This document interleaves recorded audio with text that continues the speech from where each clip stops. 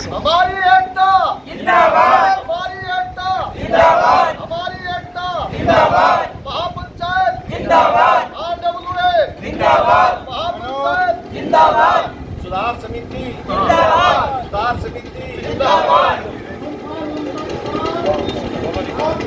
हमारी मांगे पूरी करो, हमारी मांगे पूरी करो, हमारी मांगे पूरी करो। प्रशासन जाग जाओ, जाग जाओ, जाग जाओ, प्रशासन जाग जाओ, जाग जाओ, जाग जाओ। प्रधान जी, क्या नाम है और क्या कहिएगा, किन मांगों को लेकर के जाना, कितने दिन से लगातार किया जा रहा है? Baljeet Singh SDO retired PWD BNR और क्षेत्र लाइन पार क्षेत्र निवासी। हमारी मांग तो सिर्फ एक ही है जी, और वो बहुत ही लंबे समय से यूँ लगाओ। इसका जो पुल का निर्माण है वो 1.5 साल का टाइम फिक्स किया था और लगभग 1.5 साल से ऊपर और फालतू हो गया, 3 साल से ऊपर हो गई इसको। तो इस क्षेत्र के कम से कम 30-35 हजार की जो जनसंख्या है उसका आने जाने का कोई रास्ता नहीं है। और इधर शमशान घाट है, उसमें शहर के अंदर से भी लोगों को आना पड़ता है और इस क्षेत्र के भी, सभी के लिए रास्ते की बड़ी दिक्कत है।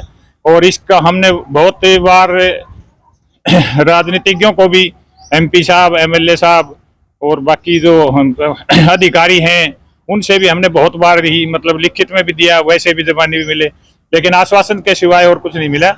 और आखिर में हमें हार कर ये कदम उठाना पड़ा कि भी धरने का आयोजन किया गया है। और धरने का देखते हैं हम 5-7 दिन के अंदर अगर कोई समाधान, ये काम शुरू जल्दी नहीं हुआ, शुरू करके खत्म जल्दी करना है दिन तो नहीं होगा तो हम आगे कदम और उठाएंगे, जैसे कर्मी अनशन है और उसके बाद अन्य कदम भी उठाएंगे। परेशानियों का सामना? परेशानी तो जी देखो, सारी परेशानी है। शहर के अंदर जाने के लिए या तो तोसाम वाले पुल के ऊपर से आओ जाके, या फिर दादरी वाली फाटक है, वहां भी पुल का निर्माण शुरू हो गया उसका दूसरे का, तो वो भी फाटक भी हमेशा उस पर जाम लगा रहता है, इसलिए लोगों को जाने का कोई रास्ता नहीं है। और शमशान घाट में अगर देखो किसी का स्वर्गवास हो गया तो उसको तो उसकी सबसे बड़ी दिक्कत है कि यहाँ से निकलना और फिर बरसात में रही।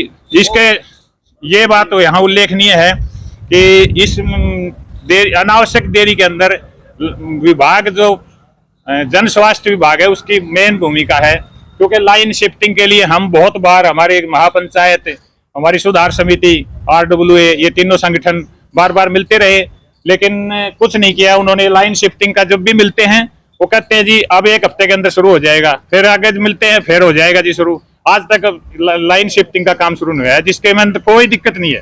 सिर्फ विभाग की जो कोई वो जरूरी फॉर्मेलिटी है वो पूरी कराने के लिए 1.5 साल का समय तो एक ऐसा होता है बहुत ही ज्यादा, क्योंकि मैं तो विभाग में भी काम किया है तो मेरा वहां भी तजुर्बा है।